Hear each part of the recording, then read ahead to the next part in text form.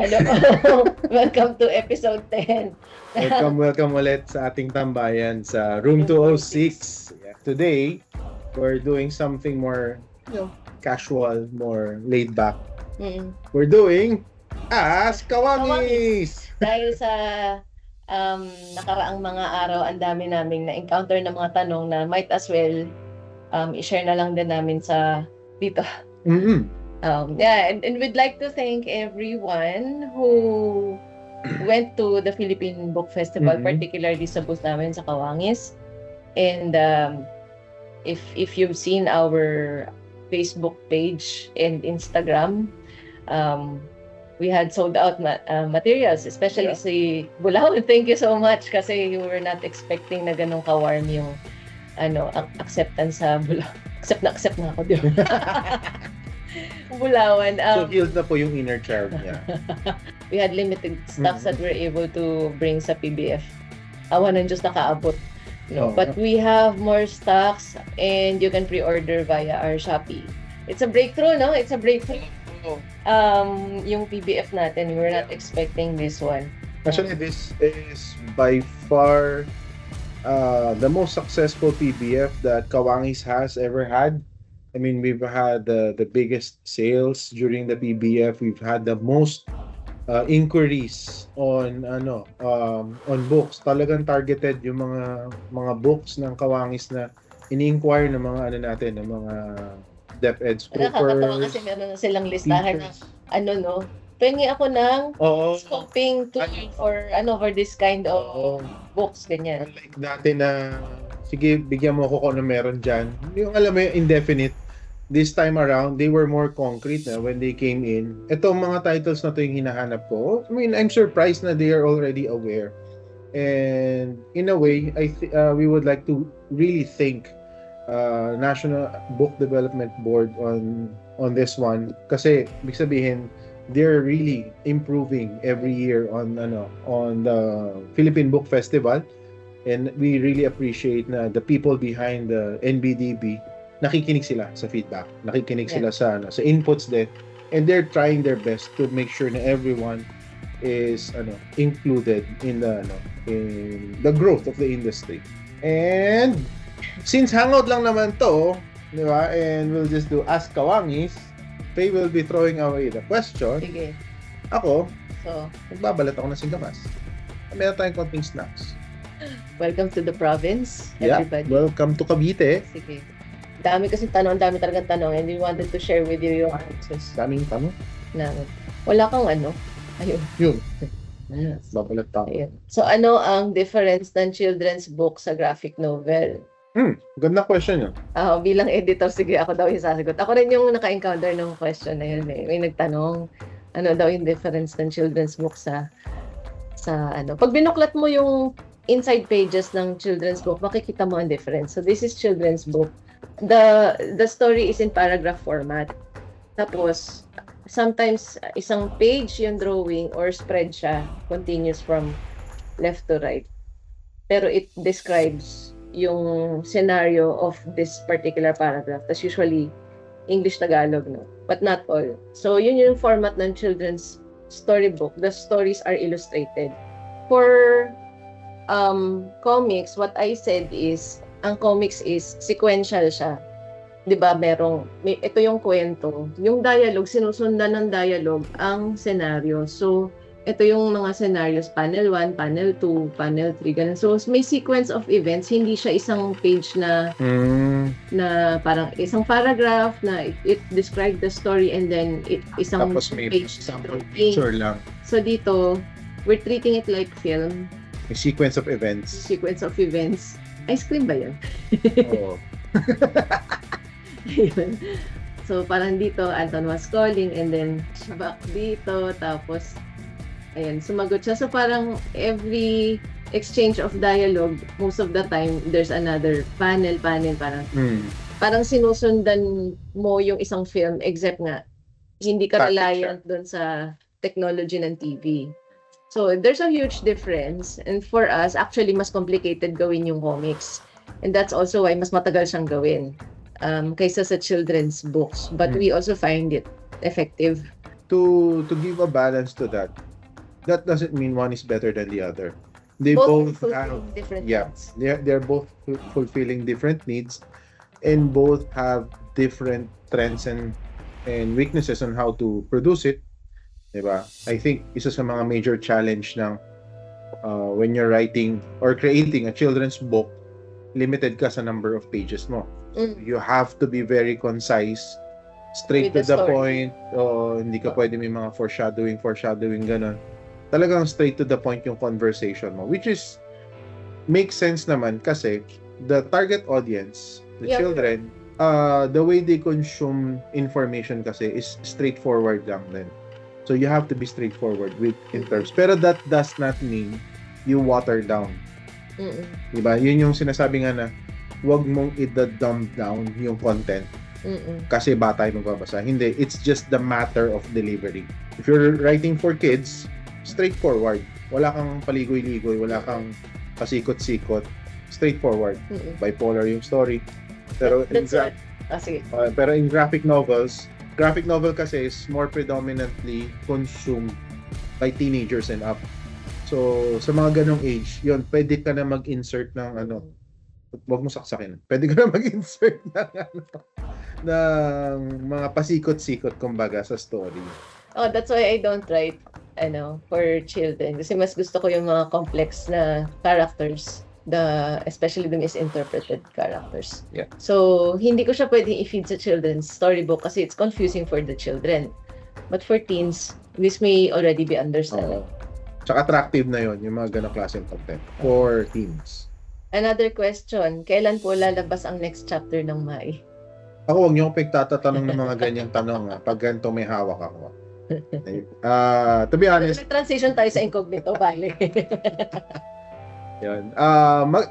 Thank you for that very wonderful question. Sino nagtanong nun, ha?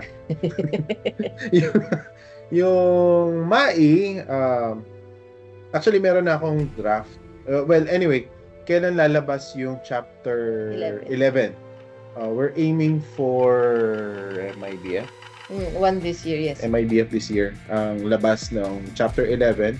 Pero just to also encourage our audience na right now we are also making some improvements sa scheduling para mas magkaroon ng consistent na schedule kung kailan lumalabas yung mga bagong chapters. We're already working out on finishing up the entire I'm trying to finish up the entire Omnibus 2 of Mai para nakakasa na yung yung storyboard, yung story niya, and then schedule na lang namin ng labas yung mga chapter para mas consistent especially for those who have been following that series for quite some time. We want to honor you guys on that. And thank you so much for following Kawangis and following Mai. We will do our best to make sure na we serve you. Kasi I just came to a realization recently na yung mga first readers ng Mai, college na ngayon. So, parang naghihintay pa rin sila ng next chapter. Nakakaawa naman. Ayokong tumulad kay Oda. I hope Nakasalalay din sa akin yung If that answers your question. Oh, kasi sa akin din parang, congratulations po sa Bulawan. Kailan po yung next na Incognita? Oo. So, kailan Thank you, sagutin mo? Oo. Kailan po lalabas ang next chapter ng Incognito? Ayan, masusundan pa daw ba ang Incognito Omnibus? Ayun, kasi nga nag-hiatus ako ng 2023. The last hiatus. stop, STAOP. Kasi nag-shift ako from Incognito 13 to 1. I had to deliberately stop. Kasi yung making Incognito, at least for me, para akong may saywar sa sarili ko. So, it's taking a toll on my mental health. Plus the fact na merong, di ba, may nauso na live action na walang kinalaman dito sa Incognito natin. So, I had to take a breather from that break state, kumbaga kasi nilang nag-take kami ng neuro-linguistic program. And I also wanted to do a one-shot, which was timely. So, ginawa ko si Bulawan. Ayun. Actually, ang gagawin ko, mayroon na akong naiisip na second book ng karugtong ng Bulawan. Either prequel or sequel. Gusto niyo ba yun? Gigigil ako naman. Gusto niyo ba yun? may prequel yung Bulawan, tapos yung Incognito hindi pa umaabante. Tapos yung, alam mo, yung habang na-engross ako digging into history, lalo ko nare-realize na parang, alam mo, parang mas maganda isulat na lang natin kung ano yung nasa history. So parang, So may isa pa siyang libro na ginagawa ulit. parang puro papunta tayo sa historical. Di ba? So yung hinahanap nyo Incognito, good lang. So sabi ko parang, alam mo yung feeling na hindi ko na, parang mas makulay yung history natin as it is kaysa mag-imbento ako ng kwento na alternate history and steampunk. So parang mas maganda gumawa na lang ako ng mga historical na graphic novel. Total naman siya, need naman siya. So kung kailan Sige, sagutin niyo. Kailan lalabas? gigigil niyo ako. Hindi, parang sila yung magkukutsilyo sa akin. Oh. Kailan po Ano? Ay po! Kailan lalabas yung Kailan Incognito? lalabas yung Incognito? Ng ano ko ha? Naghintay kami. Naniniwala din ako na sabi ng ating abang may likha na Ano? pagka sinimulan niyang gawin sa atin, tatapusin natin. So tatapusin natin. So abangan niyo po ang pero may iba pa tayong proyekto na puro historical graphic novel. Nakakatawa pa rin. Pero yes. Concrete po. Surprise na lang, abangan niyo. Concrete po, semento daw yung ano. Semento yung kalalabasan ng Incognito. Ano ang mas preferred nyo, English or Tagalog? Personal preference ko is Tagalog. I like reading books in Tagalog. Lalo na pag tungkol sa bansa natin or kwentong bayan. I would prefer it in Tagalog kesa sa English. Okay, syempre, pag international material, English. Based din sa research na ginawa namin, we've noticed na mas effective pa rin ang libro pagka written in the local language kesa sa English. Based on our research. Based on our sales din, mas bumibenta ang Tagalog. Whether it's local here or yung mga ina-export pala natin na libro kasi a lot of hindi lang Pilipino. Our highly exported book is the Tagalog version. Surprisingly. Kasi I think parang ginagamit nila sa mga foreign libraries, na schools. It's not just the Filipinos who are reading this. Iba-ibang students who are enrolled in Asian studies, they use the books. Kasi in other countries kasi, they have may mga courses, especially sa college, na Asian studies, and meron din mga courses on linguistic. Tapos may mga sa linguistic, may Filipino. So isa sa mga ginagamit na starting point material for the students to get involved or to get engaged into understanding the language, ang ginagamit nilang material ngayon is yung comics. Kasi yun yung pinakamadaling ma-pick up Na dahil naka-incorporate yung images sa scenario, sa situation, with the words. So when you're reading the words, mas na-associate mo kaagad kung ano yung ibig sabihin. It's dialogue the same reason bakit tayo mga Pilipino, hindi man tayo nag-enroll ng Hapon. Alam natin yung nani, 'di ba? Nandes ka, 'di ba? Kasi nung nanonood tayo ng anime o nagbabasa tayo ng manga, na-associate natin yung word doon sa scenario, 'di ba? Yung mga mas mahabang sentence para medyo hirap tayong pick up pero yung mga short terminologies, nakukuha agad natin kasi na-associate natin yung sound ng word, yung itsura ng word, plus yung scenario. Kaya ako, I would always encourage na create a book in your local language. It's not always Tagalog lang. It's your local language. Kasi here in the Philippines, we have a high demand for mother tongue. So may malaking demand for that. Kung iba sinasabi lang, ay hindi, English gagawin ko kasi gusto ko internationally ready na yung material ko. Ako, I would always say na before you even go and try to serve the international market, serve your local market muna. If there is a demand in the local market, doon mo makikita kasi kung may traction yung librong ginawa mo, kung merong magbabasa or and then the international market will follow. And we have already proven that then as well sa Kawangis na yung dalawang translated namin na actually hindi lang dalawa more than yung mga translated namin na mga books are all in the original Filipino language, either Bisaya, Tagalog, and then yun, saka siya natatranslate to another language. Mas nabebenta pa yun sa international market than the ones na nakatranslate na sa English to start with. That's based on our experience. Not sure with the other publishers if they have the same. Pero sa Kawangis, yun yung ethos namin. We always create content in the local language muna. We serve first our hometown, our home base, before we even start considering serving the international market. Pero ako, English or Tagalog, mas na-express ko actually yung sarili ko in English. So my scripts are in English. Someone asked me that Parang, ang galing nung Tagalog daw sa Bulawan kasi parang ang dami pala nilang Tagalog na hindi alam. Given na Manileño, maraming Manileño sa atin na hindi alam yung ibang Tagalog. Sabi ko, ano yan? English yung script ko pero the dialogues are in Tagalog pero hindi rin ako ganun ka-fluent sa Tagalog. So, the editor, so napaka-importante bilang isang writer, meron kang editor para makita kung ano yung mga kailangan mo i-improve ng material. So I do have an editor, certified Lukban Tagalog para manisnis yung nga tawag ni Arla, manisnis yung Tagalog na dialogo. But the script is in English actually. Kasi yun din yung nakasanayan ko eh. Top ako ng English class eh. Pero sabi nga tinanong din ako na parang, so why are you writing in Tagalog? Eh, sabi ko, this is the crowd that we need to meet right now. It's our local tongue. So I have to be there and serve that, not local tongue. Tsaka in terms of din kasi, supply and demand. There's a huge demand for local language and there is very little supply in the market. English kasi ang dami. You have the international market, you have the international imported books. Makikipaglaban ka doon.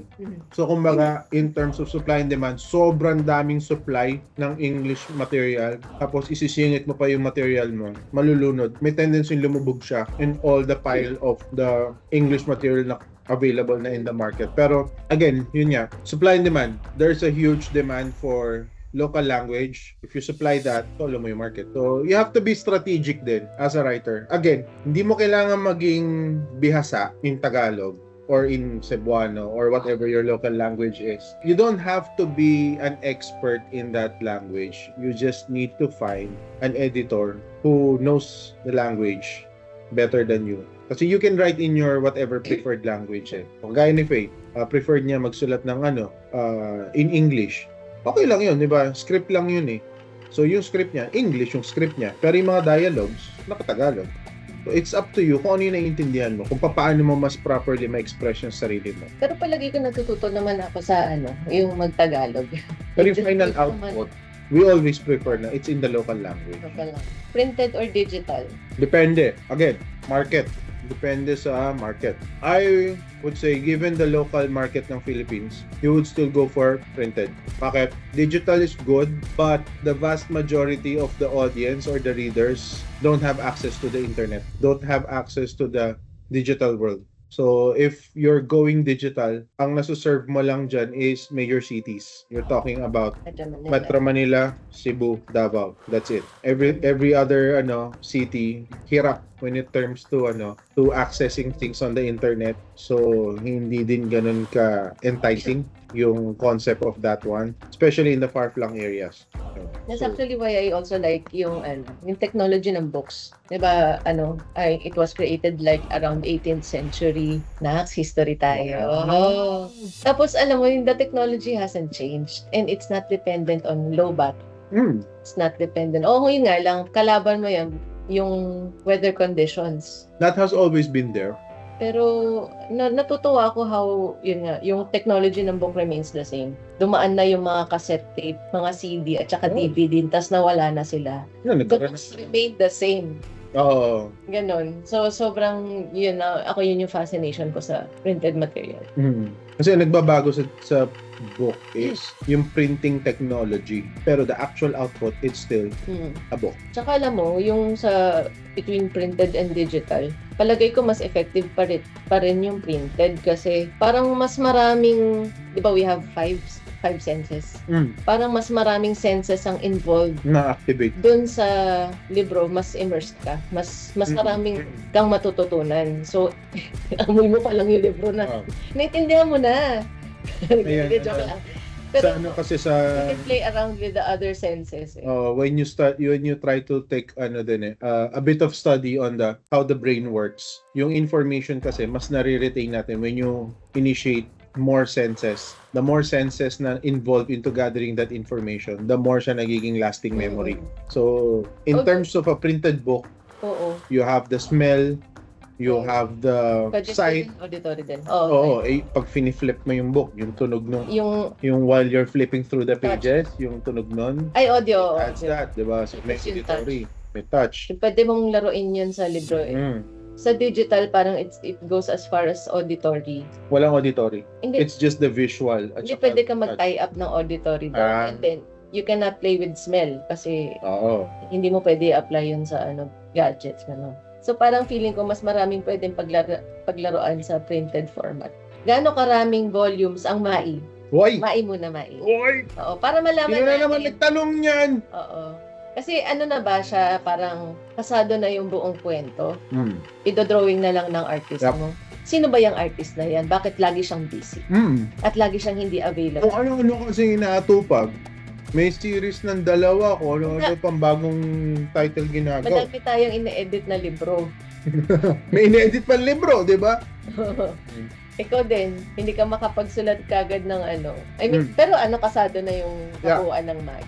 Actually, the entire storyline of Mai is already finished. Meron siyang definitive na ending. So for those who are following Mai, you can expect na Mai is only 5 omnibus. Ang ending daw nun. Oh, mamamatay silang lahat. Akala ko ang ending nun, magkakaroon ng love life si Aman. Hindi. Hindi, pero 5 lang siya, 5 omnibus. So each omnibus is each chapter. Each chapter. Each omnibus is each chapter. So yun. Ganun lang siya. Ganun lang siya kahaba yung series. It's just a matter of really sitting down and each omnibus focuses on different highlight characters and elements. Yes, so right, 'di ba, lumabas na yung Omnibus 1 which is centrally focused on Lakan and his element is life. And then Omnibus 2 is focused on Luta and the stories revolving around her and her parang adventures. And for those who already have book 9 and 10, alam niyo na kung ano yung element ng book 2, ng Omnibus 2. And it's color gold. Yeah. Kasi nasa gold era tayo ngayon. Ayun. Tapos yun. So, ibig sabihin, there are 5 major focal characters in Mai and they each have a chapter. Each have a book, an omnibus for you to follow. So, sino yung other 3? Yun. Surprise! Na magkakaroon sila ng nakama, tapos magsisale sila, tapos pupunta sila sa Grand Line. Sila talaga makakahanap ng One Piece kasi ang tagal ni Luffy. Mabilis lang So 5 omnibus, mahanap na nila yung One Piece. Sila kan talaga yung Hindi lang One Piece, 2 piece pa with extra rice. 2-piece chicken pala. O kasi si Luta kasi yun talaga. Si Luta yung kasama nila. Tao.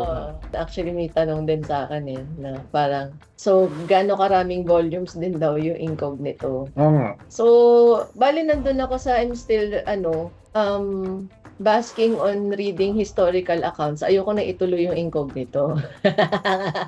Tuloy na lang natin yung kung ano yung nasa history. Parang may ganun, parang Musashi. Hindi niya tinuloy. Bastos. Ay, Sir Inoue, Takihiko, bastos ko. Ano title nun? Vagabond. Oo, hindi, parang nagkaroon Hindi nga rin siya ng musings dun, and well, we have to respect, syempre important yung anong best welfare talaga nung creator. So please pray for my welfare. Mamaya post namin po yung Gcash number niya. Yung Your prayers Incognito, Lord, but we need cash. Wow. Kasi ang dami rin nagtatanong sa akin, parang hindi ko alam kung kailan magtatapos yung Incognito. Hindi katulad ng Mai concrete yung sagot niya. Pero kahapon lang, may nabasa akong files na ginawa ko pala noon. So meron pala akong concrete na ending, hindi ko maalala. Kailangan ko na lang gawin. So please expect around 6 to 7 omnibuses ng Incognito. Mas maikli to actually. Mas maikli to sa Mai actually. Ano yan? 6 to 7. 6 to 7. 6, 7. Nakikita ko lang mga bata. Oo nga. 6, 7. Sorry, hindi ako updated. Narinig ko na yun. Ta-travel din sila sa Grand Line. Ito, hindi ako nagbibiro. Sasakay sila ng ng barko na parang tabo. Parang nga sa Nodi. Mhm. Yung barko na parang tabo. Punta sila Tagal sa yun. Bondi Archipelago. Ang Kikita-kita sila nilalakad. Tapos magpapasabog ng lampara si Jose. Gets nyo ba? Ayun. Oo, di ba? Ay, ang Zugbo din daw ang may tanong. Gaano karaming volumes ang Zugbo? Kami ang sasagot para kay Christine dahil kami naman ang kanyang mga editors. Zugbo is 4 chapters long lang. So, you're waiting for 2 Two more chapters. more chapters and we're done with it. Buo na yung kwento ng Mhm. Zugbo. Napakaganda and nakakatuwa kasi ang dami na rin mga bata na sumusunod dito sa Yeah. Zugbo. Hindi sila tatanda sa hindi sila abot ng college para Matatapos nila yung series.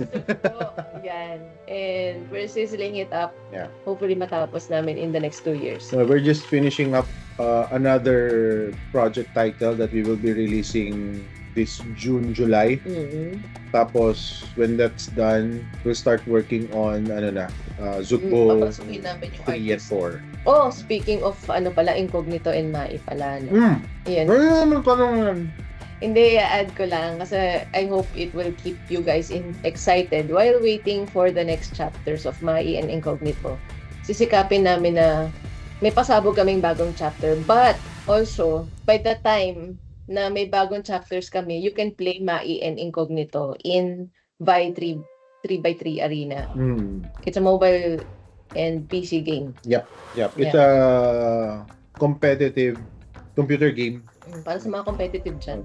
Parang CS:GO, something like that, parang Counter-Strike. Pero with swords and magic and Yeah. bows and stuff. So, So habulan kayo sa arena. Makakasama nila Anton, Sila Anton, sila Anina, sila Pan, si Luta, makakasama nila sila Malakas, si Lubu, si Guinevere at yung iba pang cast na yeah, already existing in the Vi world. world. Yeah. Yan. Nakaka-excite! Grabe, yan. And other than that, kaya po nakakakorta ng utak yung Incognito because, ayun nga, gusto ko kasing yung all sensory or maraming sensory factors yung story ng Incognito. Kaya talagang kailangan kong maging stable ang mental health. Yun din that's what I also saw from Incognito. Second omnibus ng Incognito, marami po tayong mga pasabog na mas kahindik-hindik, Kagilagi-lalas. At di ka panipaniwala. part of the story embodies yung parang ikaw mismo, you will be part of the detective story. Parang sino si Anino lang yan. Isipin mo kung sino yung killer. Oo. Si Anino ba talaga yon? Ayun. So, kung bumalik ako sa Incognito, di ba masyado ako? Sige. Next question. Pwede bang magpasa ng manuscript? Pwede naman. Sino mo sabing bawal? Ako. Kasi sa akin napupunta ako muna magbabasa eh. Pwede po kayo magpasa ng manuscript. You can check kawangis.ph tapos Click nyo yung link na Have a Story. Yeah. Tapos Have a nandun Story. na yung details on how to Oo. submit your story pitch sa Kawangis, and then we'll send it to us, and then we'll have it reviewed, and then we'll give you feedback. we are keen on most likely if your manuscript is educational, cultural, and has a good sense of value, and nakikita namin na madali namin siyang mai-showcase sa market out there, then mas malaki ang chance na we will be able to give you a go in your manuscript. Especially if this is for graphic novel or it's a card game. Yes. For the other formats, medyo shy pa tayo doon. Of course, because we are very conservative with the projects that we need to fund kasi hindi pa naman tayo ganun kalaki. But we want to be mindful with the projects that we want to develop. No, so we're sticking with primarily graphic novels and comics. But hindi nagtatapos doon yung kwento. If you have another material that is not graphic novel or comics card games, we have Paraw services and we can help you Turn your ideas into actual book and help you get it out in the So market. we have those already behind us. Children's books, encyclopedias, even if you have an existing book din na medyo aligned dun sa binibuild namin na portfolio as Kawangis, our branding, we can help you distribute these books in the market. So we can help you. Basta send us a message. So ultimately, parang to summarize it, if it's for kids, and we're not talking about just kids, we're talking about anyone within the minor category. So basta below 18 yung target audience mo, mas mataas yung chances mo of winning. Winning. Diba? Pero pagka yung content mo pang adult na mga ganyan. We can refer you to other publishing houses. There are more effective, more efficient publishers out there na we can recommend you to. We can help you get connected with them. For the record, I don't think I say no. Pero I do yung iba, like it's a very promising graphic novel. However, it's not the ones that we are attuned to our portfolio, kumbaga. Cultural, educational, Christian values. So, we refer you to other publishing houses that may take interest. Kasi kaibigan po kami, iba-iba lang talaga yung pinapublish namin. Yeah. So, ito yung sa amin. And these are all nice people. Oo, mga kaibigan natin sila. So, parang baka mas bagay sa kanila yung material mo. So, it's not it's just sometimes hindi para sa isa't isa, yung mga ganon. Let's just be friends. Hi! It's not you, it's us. So, nga. Yeah. So, wag kang susuko kasi meron talagang para sa'yo. Susuka pero hindi susuko. Suka. Susuka. So, other than that, we have tips on how to improve your manuscript if ever hindi pa siya hinog for the yan. Very generous naman tayo dyan. Yep. Ayan. Next question. What's your next after Bulawan? Meron akong talaga.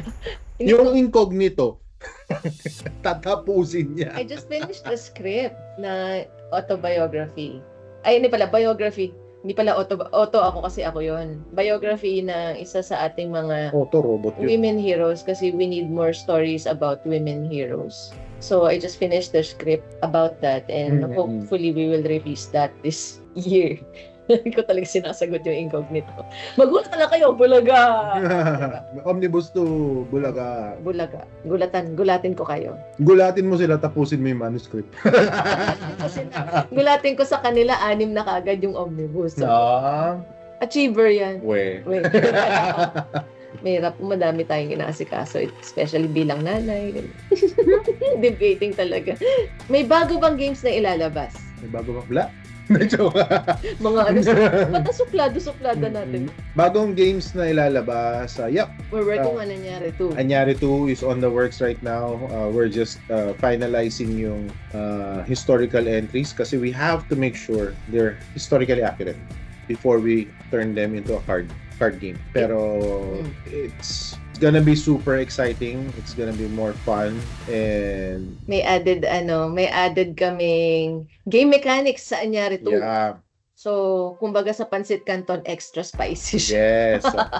May chili mansi flavor na chili siya. mansi flavor. Plus, the roster of artists that we have for Anyari 2 are Also exciting. more exciting. They want in. Yes. Yeah. Salamat sa kanila. We'll see. Pero hopefully within this year then.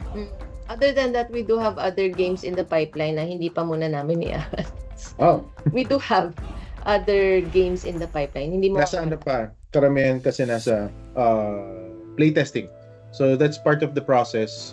So may creative process 'di ba sa comics? May creative process din sa games. So sa games we conceptualize a game mechanic, and then we try to play it out para makita natin kung ano yung mga loopholes, ano yung mga pwedeng baguhin. And we don't aim for a highly perfect game, but something that's generally enjoyable by everyone. Ang ginagawa namin kasi sa Kawangis is we want to continue to create games na family-friendly. So meaning kahit sino, you don't have to be a pro gamer, you don't have to be a master TCG gamer to play the game. But it's something that you can open the box, play it with your family, and everybody has fun. Ano ang creative process ng paggawa ng isang graphic novel? Someone asked me that during the launch of Bulawan. Trust your gut. Kaya dapat mag-probiotics kayo para your gut is Always always healthy. Mayroon magtiwala sa unhealthy na gut. Alam niyo ba, your gut is also connected to your brain. So talagang dapat healthy yung gut. Hindi kami nagbibiro, natatawa ko. Pero kung ito po pinag-uusapan natin. Sige. Ano creative process? Kasi someone also mentioned na parang, ano ba creative process mo? Siguro hindi mo na kailangan ng editor kasi ikaw na yung editor. No! I do need an editor. So ano ang creative process ko? Going back and forth daw with my editor who is my husband, who is also hindi rin naman siya laging available to edit my work kasi we have a lot of other things that we're doing in Kawangi. So kailangan ko siyang schedule.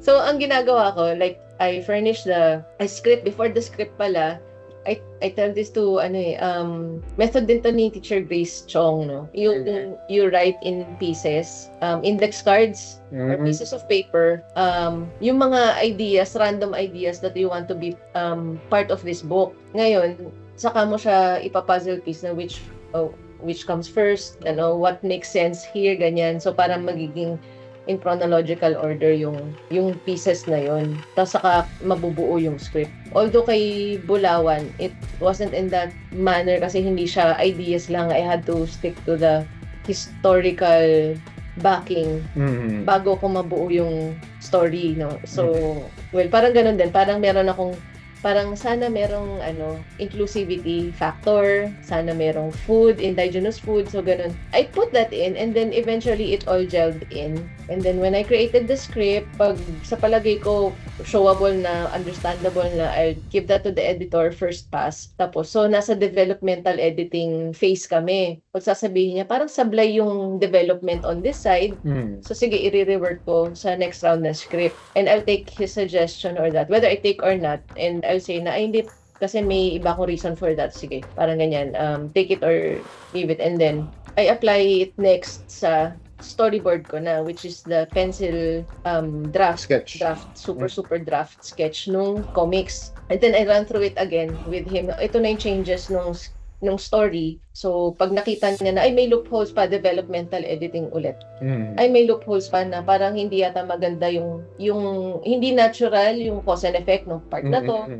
So sasabihin niya, rework on this, baka may iba pang route yung kwento na pwedeng mangyari. Pwedeng fix. Oo, before I do the inking. Yung hindi pa inking, yung detail na penciling. So sa detail na penciling, dapat malinis na yung developmental editing side na yon. I-inking ko na siya, tapos i-coloring ko. Babalikan niya pag naka-typeset na yung mga dialogues.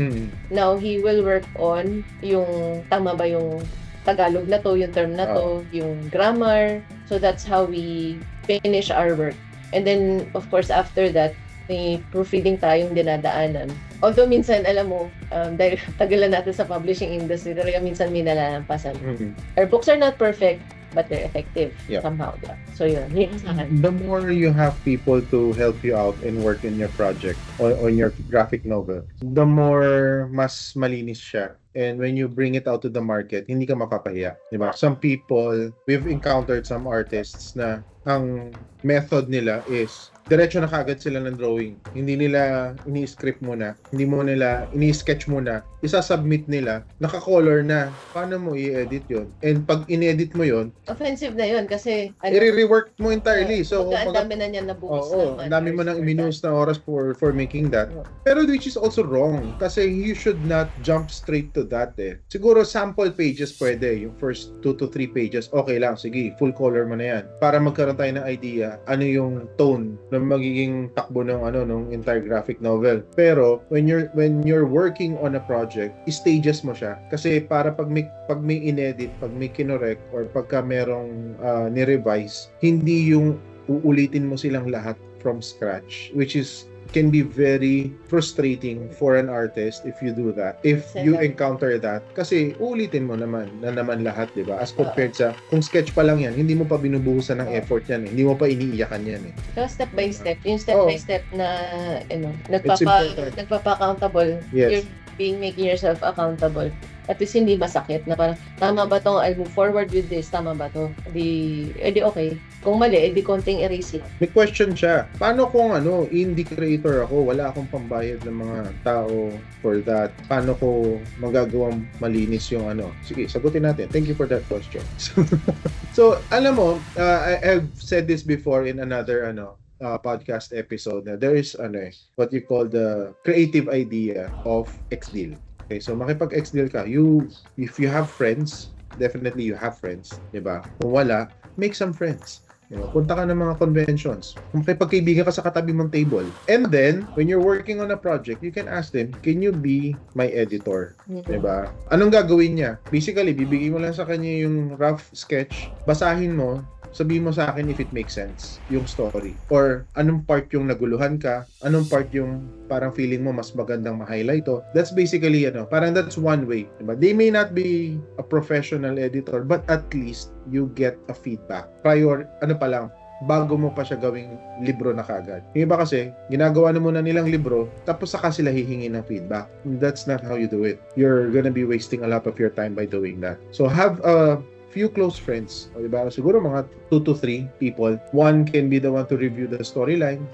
Siguro tanongin mo sa mga friends mo, sino sa inyo mahilig magbasa ng comics, diba? Sa kanila mo pa-review. Kasi more or less, marami sila nabasa, makakapagbigay sila ng insights, ng input. Kung meron ka namang friend na magaling mag-drawing, sa kanya mo pa-review yung illustration. Tingin mo ba maganda to? Or may suggestion ka ba sa sa angling, mga ganyan, shading, coloring. So, get feedback from these people that you can trust, that would be more than willing. Tapos ang Xdeal mo sa kanila, pagka na-print ko na yung book, I'll give you free copies. Everybody will be happy to do that for you, diba? So that's where we also started. And that's something we want to share with you. Pa-proofread mo din para maiwasan yung mga typographical errors. It's important to go through this process kasi yung frustration, maiiwasan mo kasi imagine kung buo na yung libro mo and hindi pala siya, kumbaga vetted, hindi siya pinusisi, ikaw lang yung bumusisi nun, and sa palagay mo okay na siya, pero yung pala, paglabas niya sa market, hindi siya effective. Oo. Pero, syempre, ang sakit nun kasi parang kung bibilin man siya, kung bibilin man siya, yung kumbaga yung longevity, effectivity ng material, hanggang dun lang, hindi siya magiging word of mouth. Kasi hindi naman parang... Hindi ka word of mouth. Hindi ko na-gets yung kwento or parang nasabuhan ako sa kwento, sasabihin nung bumili sa'yo. Di hanggang dun na lang yung libro mo. Whereas, kung nabusisi siya sa proseso na nakita ng husto ka ano yung mas effective na turn of events, na drawing, na angulo. Pagdating dun sa customer mo, sulit, mababasa niya sulit. Ngayon, sasabihin niya sa kaibigan niya, sasabihin niya sa klase niya, sasabihin niya sa TikTok niya, na gusto ko tong librong to, gusto kong mabasa ninyo dahil ang ganda niya. So, iba yung mileage na mararating ng isang well-made na libro as opposed to ikaw lang yung nagsabing okay yung libro. Thank you for that wonderful question.